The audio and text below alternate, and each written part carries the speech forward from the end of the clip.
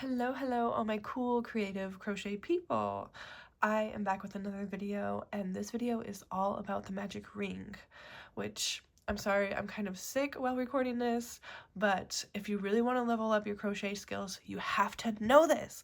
So thus, this is why I'm making the video. So pardon my voice, and let's just get right into it.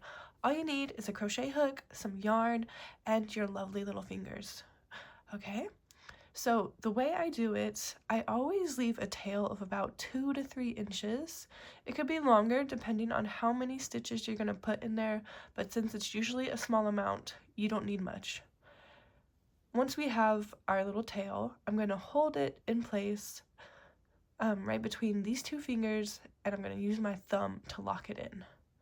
Next, I'm going to take our long tail and I'm going to wrap it around to make an X right where I hold my thumb.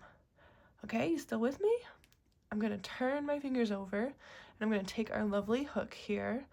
I'm going to ignore this first one and grab up the second, pulling it through, and then I kind of maneuver my hook to twist it so the hook, the grippy part of the hook is facing up, like towards you, like so. And then I just kind of twist it. I hold my thumb in place, making sure to grab this this crisscross as well as the first tail. And then I drop my fingers out. I switch thumbs to hold it, and then I make a chain. And you can make as many chains as you would like. And there we go. So I did a chain of 3 to kind of simulate a double crochet. I'm going to work another double crochet in there, still using my thumb to hold it. And since we have 2, this is where the magic comes in. This is why they call it a magic ring, y'all. It is magical. So we take our tail and we just pull. And look at that. Isn't that cool? Isn't that like the coolest thing ever?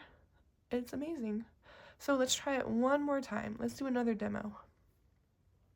So again, we have a tail of about 2 to 3 inches. I hold it in place between my 2 first fingers and my thumb.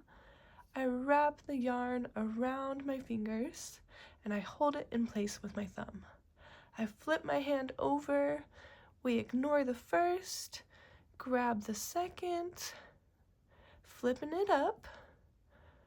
I hold it in place with my thumb, drop my fingers out, grab it with my other thumb, kind of switch in place, and then I chain 1, and there we go. Making sure that the tail is always on this side, okay? So it's always towards the left. So I just did my chain 1. From this point, if you're making stitches inside, I kind of hold all the parts with my thumb to have good tension. And then we can make our single crochets. Isn't that the coolest thing?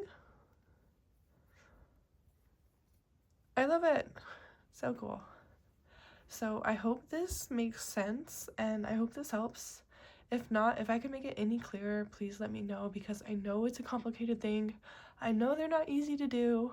So I really hope this helps and thanks for stopping by. I'll see you in the next video.